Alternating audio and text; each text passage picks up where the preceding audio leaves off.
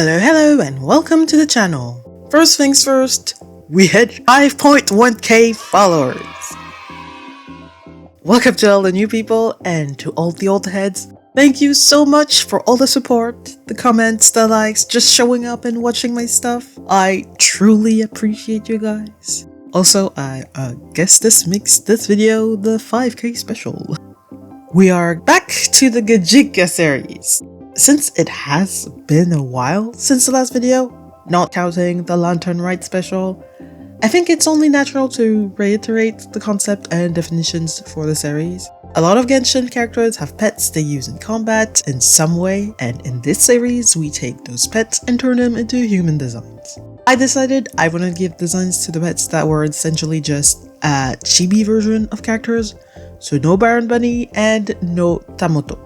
To make things easier for myself, I decided on what I considered a pet.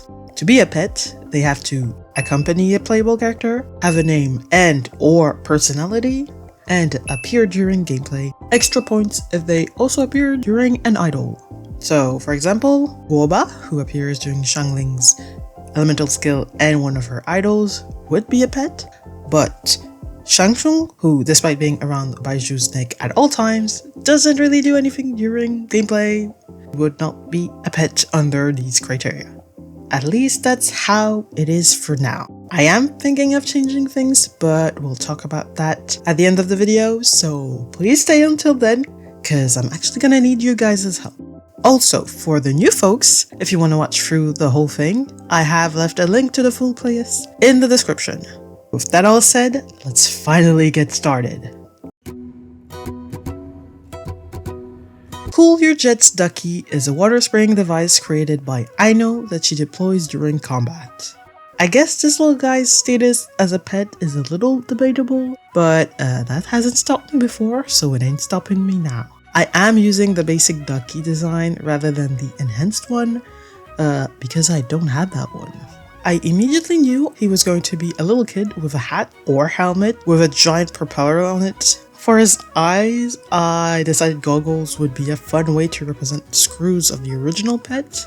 Everything else was still up in the air, so I kinda just kept doodling. I gave him some overalls to imitate the patterns on the abdomen of the original device, and I thought about giving him a water gun for his hydro attack. And honestly, I really like the idea. With that in mind, I decided rather than overalls, he'd have a little backpack or tank to store water in. I did try to draw him without the goggles, but it looked a little too odd. I did end up deciding on an outfit design, giving him a raincoat and some cute boots. While finalizing his design, I found these shoes and decided they were perfect. I also gave him knee pads that I will fully admit were entirely inspired by Mikey from Rise of the Teenage Mutant Ninja Turtles. I love that show, and honestly, the Ducky knee pads are cute, so no regrets. I also gave him this little zipper with the heart from his enhanced version for a cute little touch. I did a back view of his design to show the tank, which was 100% inspired by the heart on my reference. The idea just hit me, and I went with it. Once the colors were done, I realized it would be a good idea to actually design the water gun. I made it a little ducky as well, cause that's cute. With everything done and decided, I moved to the final illustration. I really wanted to pose him with his water gun, while also showcasing the cheeky personality I had in mind for him. For the first time in a long while, I went from my messy sketch to the line art, so you know I was having fun with this one. The mechanical Cool Your Jet Ducky was also fairly quick to draw. I did redo his shoes because they were looking a little too tiny.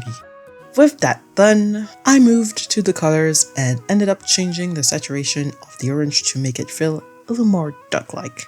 Decided to add the base background before the shading and lighting, mostly to see if it helped with the process. It kind of didn't really change anything, to be honest. Either way, I moved to the shading of both duckies before adding the lighting, where I really tried to add some textures.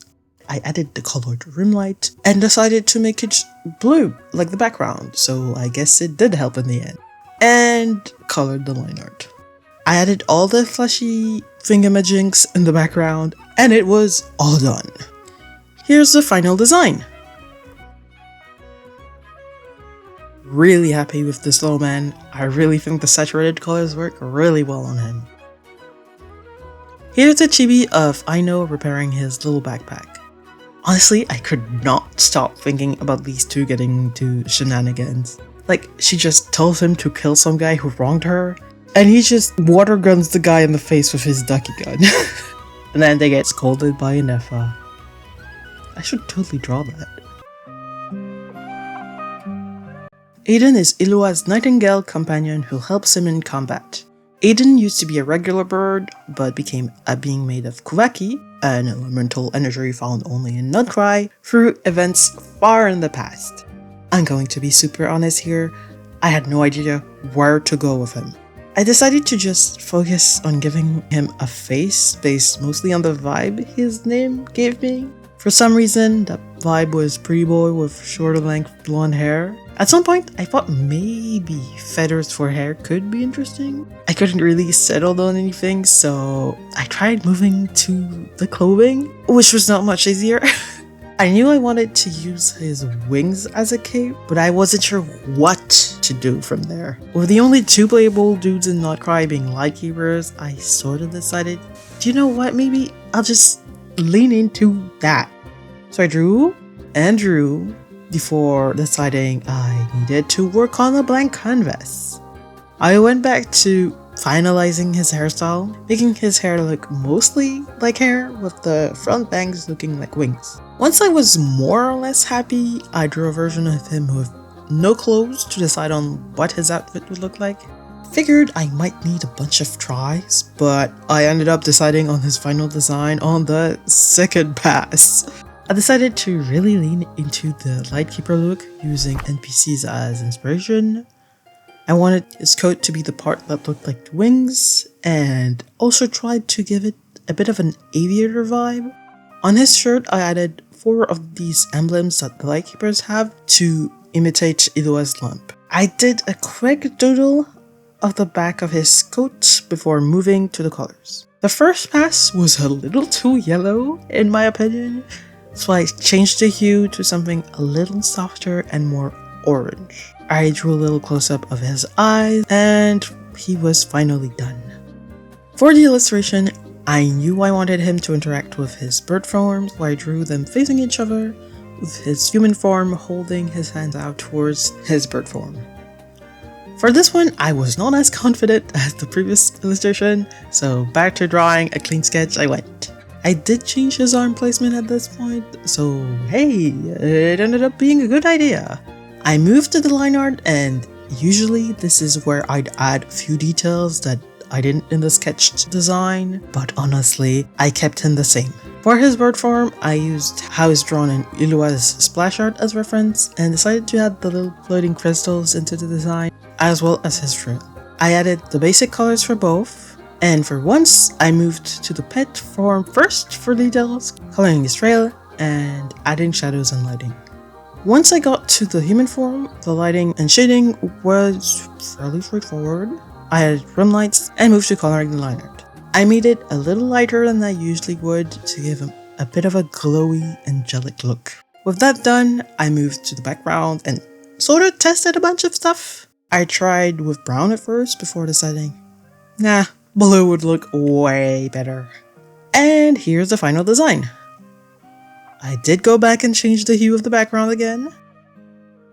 Honestly, I'm mixed on this design. I feel like it's a bit bland, and I could have made something a little more interesting. Here's his chibi with Illua. Our last design is Lumi, a Jack Frost Fae and companion of Lunaire. Unlike other Jack Frost Fae, Lumi is geo-aligned, which gave her a different appearance from the rest. With Lumi, I was back in my comfort zone of drawing cutie pies. Since she was a Jack Frost Fae, I decided to give her a more winter-themed outfit with fur trims, trying to keep that fluffy look she has going on. I also wanted it to look a little festive, though I did keep in mind that I could make that work with the colors. Once I settled on a design, I added set colors and decided to give her a darker skin tone to match the face of her Fae form, since that's usually how I do it for my Genshin Pets. I used her maracas, I'm not entirely sure that's what those are honestly, as reference for the patterns on her dress, and she kinda reminded me of one of those vintage clown dolls for some reason.